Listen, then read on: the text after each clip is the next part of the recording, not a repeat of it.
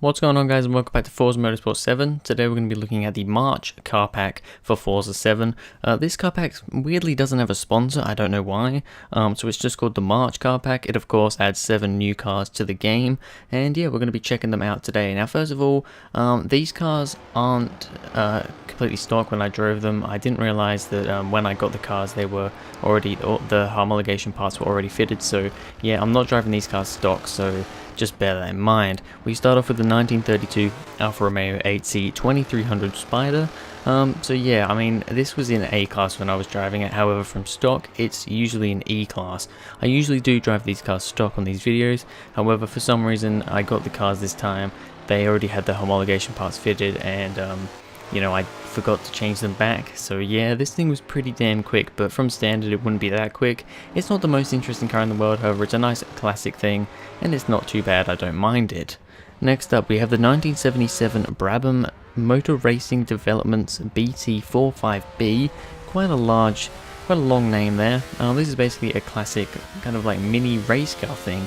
Actually a pretty cool, unique looking thing, and I don't think it's too bad to drive. I mean, it's nothing particularly special. I quite like the road cars, you know, your supercars and your sports cars. Those are the sort of things that I like added in Forza 7.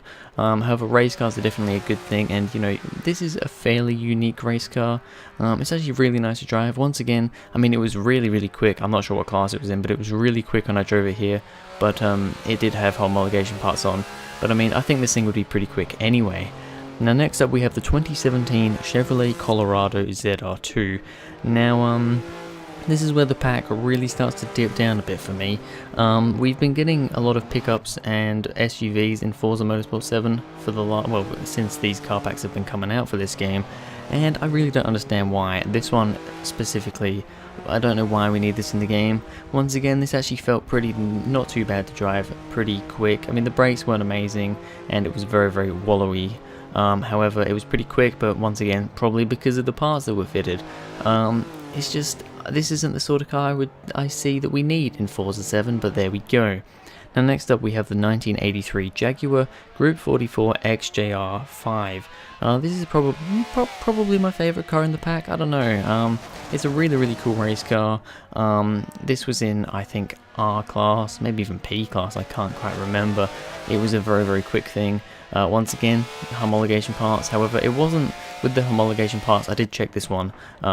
With the parts fitted, it actually wasn't that much. It was only like 40 PI higher, so I got a pretty good gist of how this one would drive from stock.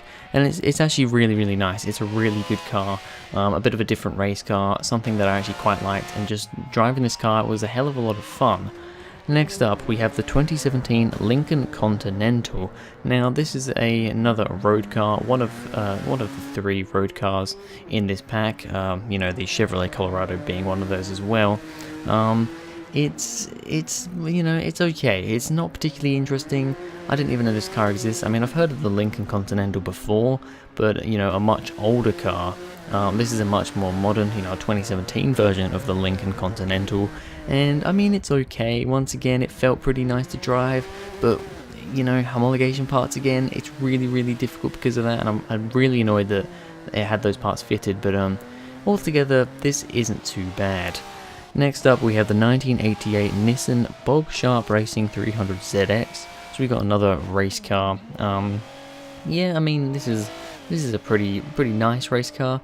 Wasn't actually quite as quick as I was expecting. Once again, this one's gonna have those homologation parts again. However, I mean, it was quick, don't get me wrong, it was pretty damn quick, but I don't know, it didn't suit my driving style that much.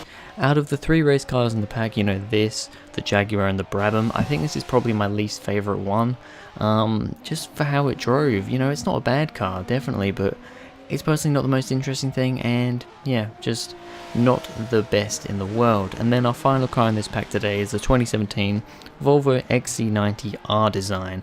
Once again, why do we have this in the game?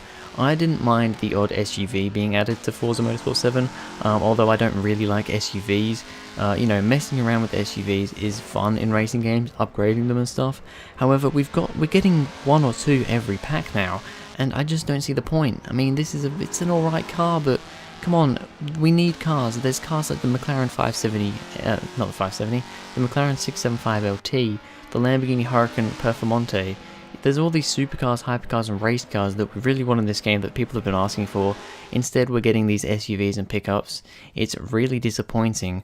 So, yeah, altogether, the March car pack, once again, it's a step in the wrong direction. I think this is the 4th car pack we've had for this game so far. The first 2 weren't very good. Actually, no, it might be the 5th, actually. The first one was pretty good.